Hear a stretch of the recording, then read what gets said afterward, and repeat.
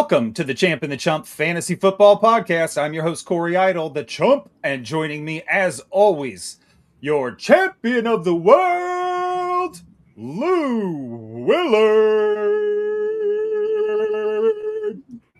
You realize, man, I'm like almost like what 9-10 months away from being a 3-time champ or 4-time champ. But how many times have I won this league?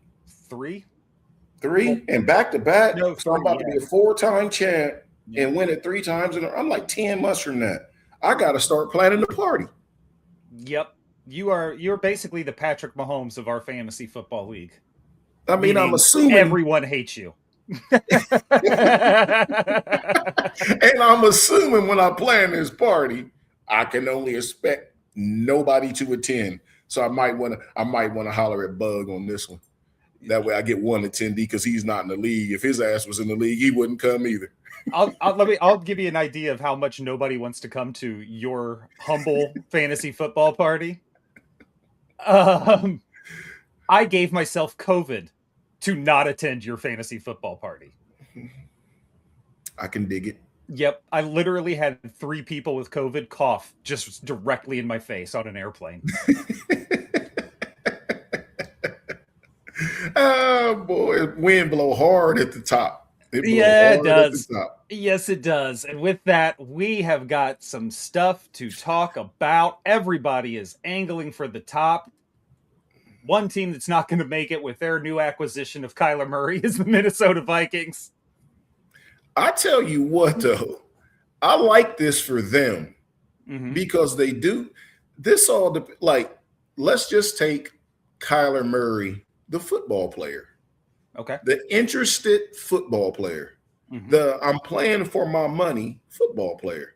Okay. It's the perfect fit for the Vikings. They want to run a lot of RPO. They have a now and again with him, they have the second best receiver in the league who could challenge to be the top receiver in the league because all of a sudden Justin Jefferson moves up your receiver board from wherever you had him. If Kyler Murray decides to play, what they do have on their side, Kyler Murray is on a 1-year deal. He's only guaranteed the money that he was getting from Arizona. So they're not giving him a big contract because they don't have to. He's already got like 30-some-odd million, 36 million coming. So why would they pay him a lot? Which means, guess what? He's playing for another contract. He will be dialed in. He will put Call of Duty down and play this year. And this is a team that went 9-8 last year with no quarterback. They were the Pittsburgh Steelers of the NFC. No offense, and you still got a winning record. And they were in a brutal division. Brutal. I would say second toughest behind the NFC West. It was the NFC North. And they still went 9-8. Now, they still have the weapons. This team is this. If this kid is dialed in, they're going to be good. This is huge for them, and it's huge for us in the fantasy space. Huge. Oh, huge. Let me ask you this then. So we talked about Jefferson moving up. Where's Addison go on your board? Does he move up as well? He moves up, yes. Guess who else moves up? Kyler Murray. Yeah. And I'm going to tell you why. They run RPOs, right? But the hidden secret, they're 17-game schedule. They're guaranteed 10 games in a dome. Guaranteed 10. So, and if they get 9 home games, they're guaranteed 11. The schedule hadn't come out, so I haven't looked at this. I know you could say home and away games right now, but I haven't looked at theirs. But they either get 10 or 11 games in domes. Yep. And that's perfect for him. And he's playing in a division where the quarterback is going to have to be mobile and is going to have to run. Oh, yeah. This year, that he's going to catapult. I had him at 33 because he didn't have a team, so you really couldn't put him in the starting roles. But I think I'm going to have to shoehorn him into my top 12. He may come in at 12 for me when I do my final rankings because I like it. I don't believe necessarily in his want to play football, I believe that he has to play football this year to get that one more contract so he can go back to his video games. I agree. And I think the dome part is a really interesting aspect because they also have Indianapolis, I believe, and the Saints, and I'm not sure if those are both home games or away games, but if they are away games, those are extra dome games. Those are huge for him. And they play, it looks like, I think they played the South. Like, I think they got Atlanta this year, Tampa Bay, So those are favorable weather places too. Well, Atlanta's a dome. Oh yeah, exactly. So, and then if you play at Tampa, you're outside. It's like playing in Arizona. Yes, sir. And then if you play at Carolina, you're outside in good weather. So this is a great. I love this signing for them. And plus, he didn't come bother my team. I love this signing for them. Okay, let me ask you about your team real quick. I don't want to get you off on a tangent here. God knows. But me tangent about the Steelers? No. What? Kyler Murray's two big rumors that I heard were Minnesota, which was the sure bet, and then Pittsburgh was kind of his long shot. Yeah. Does this almost guarantee now if Aaron Rodgers comes back, which we all assume he is, he's going to play for Pittsburgh? Aaron Rodgers is coming back, yeah. Because his only options was Pittsburgh and Minnesota. So by Kyler going to the Vikings tells you Aaron Rodgers coming back to the Steelers. Yep. And what does that do for the Steelers fantasy-wise? DK, Pittman, it elevates Pittman like a mofo. Does it? Because Pittman does everything Aaron Rodgers likes. Where'd you had Pittman in the 20s? I believe like 29, 28? Yeah, I was going to say 28, 29, I believe. And I'm telling you, he's a top 20 receiver just based on the volume of catches he'll get. I predict him to have 95 catches playing under Aaron Rodgers because Aaron wants the ball out. You're going to see a little bit more of like the old Seattle offense with DK and Tyler Lockett. Yes. Okay. That's what we'll see. Yep. So we can compare those kind of fantasy numbers a little bit, just more passing because that's a higher passing volume. Yeah, and that's the route I would look at, and we'll dive more into it behind the scenes before we bring it back to the show when we really get numbers. But yeah, Michael Pittman will have a huge year for the Steelers with Rodgers coming back. But this signing here, the Vikings are going to be a hard out in the North. Yes, they are. I mean, every team this year finished above 500. Mm-hmm. Every team. They had the worst rate. They finished last and was 9-8. No, Detroit finished last. Whatever. Detroit, yeah. Everybody had a winning record. Winning record, yep. And it's if you look at what the whole division's doing overall, they're all good again. This is a chess match for the ages, dog. It looks so good. You talk about a division where you have to win your home games, and this is from a fantasy perspective, which we are. This is heaven because all the teams have to score. They have to play offense. There's no sitting on the ball in this division. You have to produce. So all four of these quarterbacks they're all in super flex for sure, but all four of them could be top 12 quarterbacks just due to the necessity of having to be in order to win that division. I love it so much. You know what else I love? Well, first I'll do this because I said I already love something. What I don't love is I'm just noticing myself on camera with my gray hair and my gray sweatshirt. My fucking skin is gray as shit. I look dead. What has happened? Don't worry about it, Crypt Keeper. We can hear you. That's all we need to do. Coming to you live from the grave. My God, what is happening to my body? Every day I age more. It's probably because why the Patriots are excited about Romeo Doubs. The Washington Commanders have said, fuck it, and are going out and trying to win this division. They have signed recently Rachaad White and my favorite signing of theirs, Chigoziem Okonkwo, to a 3-year contract worth up to $30 million. They have also re-signed Trent Scott, Andrew Wiley on the offensive line. They signed Laramie Tunstall to a 2-year deal and signed Nick Allegretti to a new 2-year deal.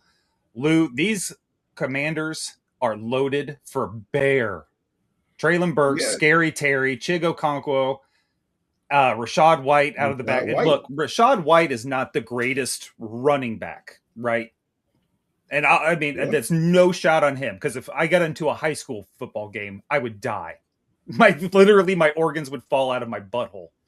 So it is fine. I please keep this in context, Rachaad, if you're listening, because I'm not dogging you out. Traditionally, you are not the running back who's going to take it 80 yards. What you are going to do is catch a pass for 80 yards for some reason and gone. Yeah. From a pass-catching PPR perspective, Rachaad White being on this Commanders team is huge. Yes. RB2 on my list. Yeah, he will be on mine. He wasn't before. Remember, I was trying to figure out how to get two of the Tampa Bay running backs in there. Yes. And now where he's at, man, because first off, he's going to take Bill's spot. I think he'll start over Bill. I think he will too. But when it comes down to the nitty-gritty and having to pound the ball, he's coming out. But man, second, third down, if they're in passing downs, he's going to catch 4 or 5 balls a game. I mean, and he's going to, he'll get you some yards on the ground, but his production is going to come from PPR standpoint of catching that ball. He's going to have 4 for 36 in the receiving standpoint. That's 7. Man, God forbid he put it in the end zone one time. Mm-hmm. It's all day long. That's a wrap. All day long. That's a wrap. This is one of my favorite signings, simply for him and the opportunity he has fantasy-wise to produce in this offense. The other reason I love Chig Okonkwo signing here so much is everybody who has played fantasy football about week 8, 9, 10 has had Zach Ertz on their team. Zach Ertz has been fantastic for Washington as a player. For fantasy-wise, he served his country well. Chig is going to be, in my prediction for this early prediction, I'm going to put him without looking at anything in the top 10. That's his potential on the Washington Commanders. Well, it really is because he's young. First off, I'll digress a little bit. This signing, I love it for this team. I love it for this young man, but it breaks my heart for Zach Ertz because he got hurt at the end of the year and he blew his knee out bad. Yeah. And not just at the end of the year, but the end of his career. He may never play again.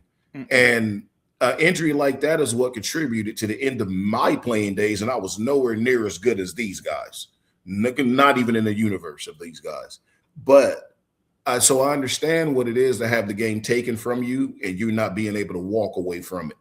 Yeah. And that's the situation that Ertz is, and I've never met the man, but he seems like a great guy. Put it like this, you're a good dude when you get hurt and your teammates cry.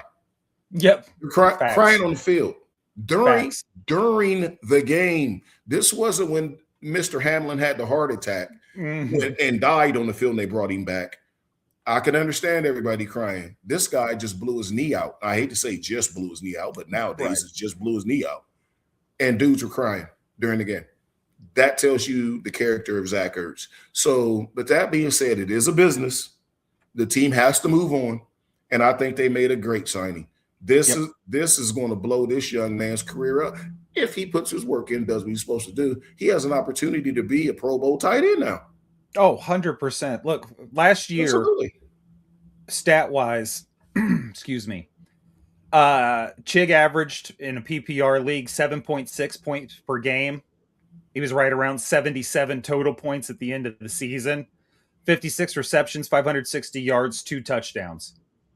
All of that production, and I don't mean literally every catch, but the production side of his game came at the second half of the season with Cam Ward on a terrible Titans team.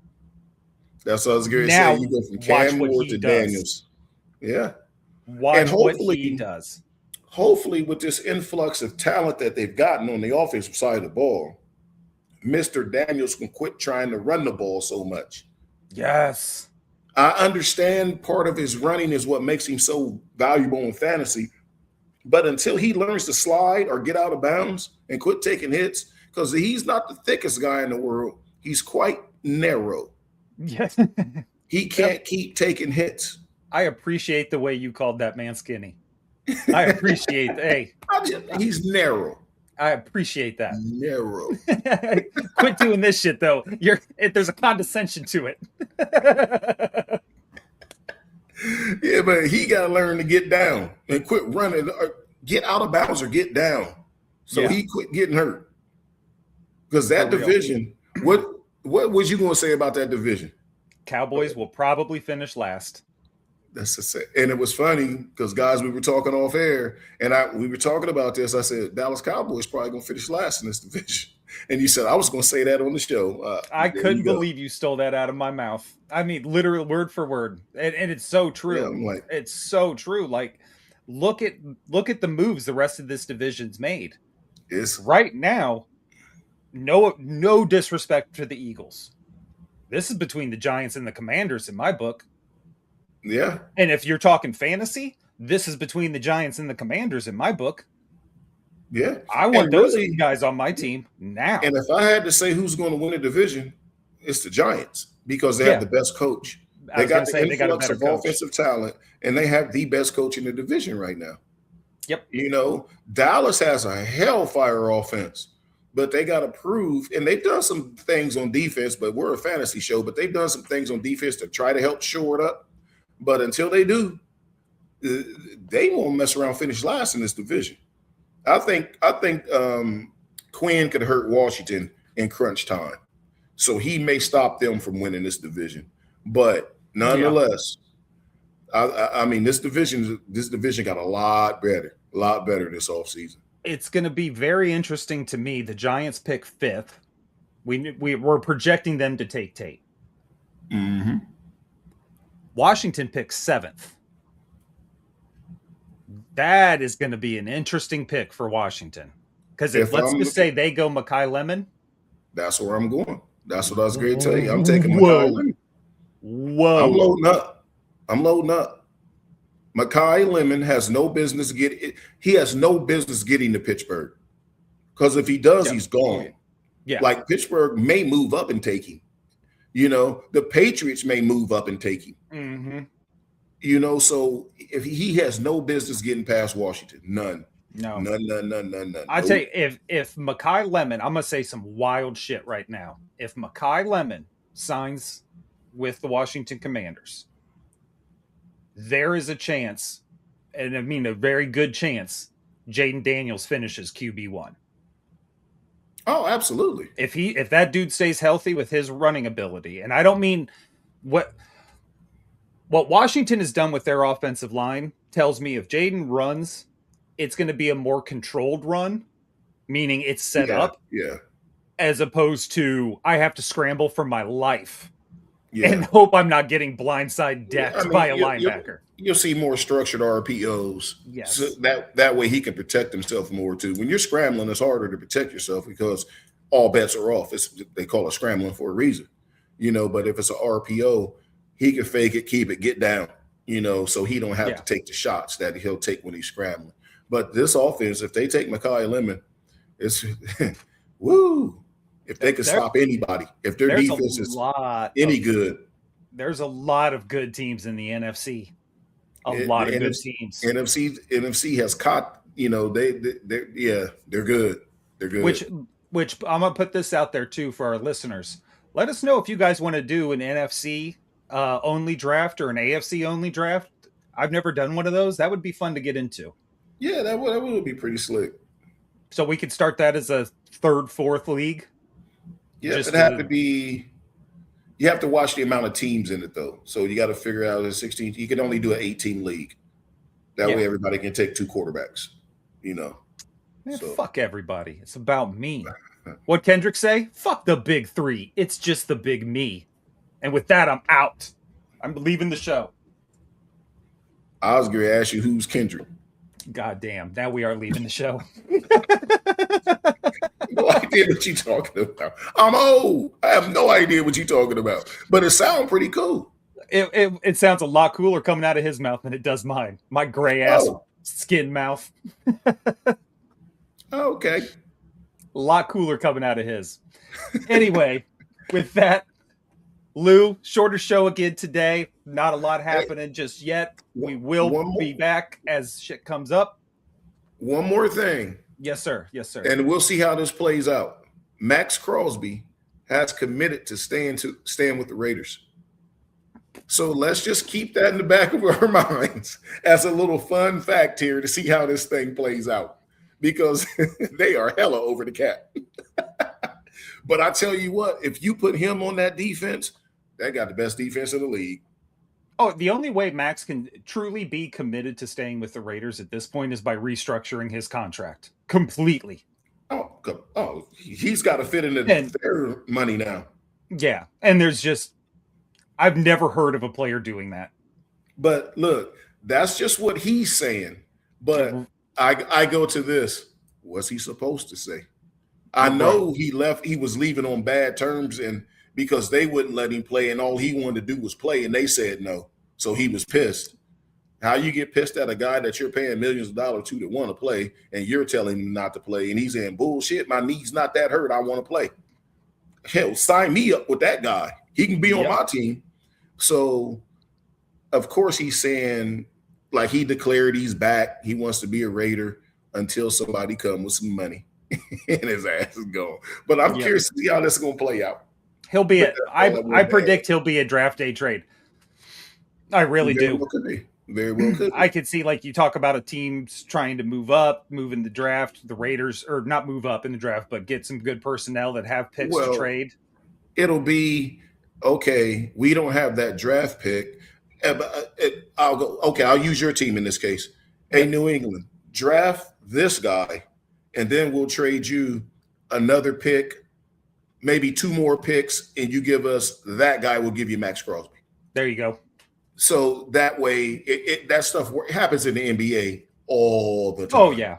That's the NBA draft. That's every NBA draft. Yep. So I can see something like that happening. Like, we can't give you the pick. Like, we can't trade it right now, but y'all take him. He can go out there and hold the jersey if he want to, but don't take pictures with it, because he's coming straight to us, and we're going to give you 2 more picks, and we'll ship you Max. Something like that could very well happen in the draft this year. Could totally see it. You got anything else for our fine friends out there in fantasy land? Just once again, guys, we appreciate you guys tuning in, supporting the show. Do us a favor, hit that like and subscribe button. We're going to kick this thing up in the algorithm, get this ball rolling. We're almost a month. We're about 5-6 weeks out from the draft. This thing is picking up, and I'm getting really excited about it. Yes, sir. It is about to be insane. We are going to be here every day if that is what is needed. And for all you fine folks at home, get ready to level up your podcast playlist with the heavy hitters at Calibration Media Group.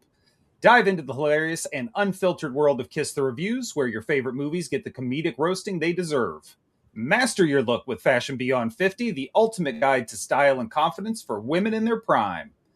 For fantasy fanatics, you got us, the Champ The Chump Fantasy Football Podcast, delivering winning strategies and relatable talk you need to dominate your league. And my favorite show, don't miss Backstage Buckeye, hosted by my guy, Mr. Lou Willard.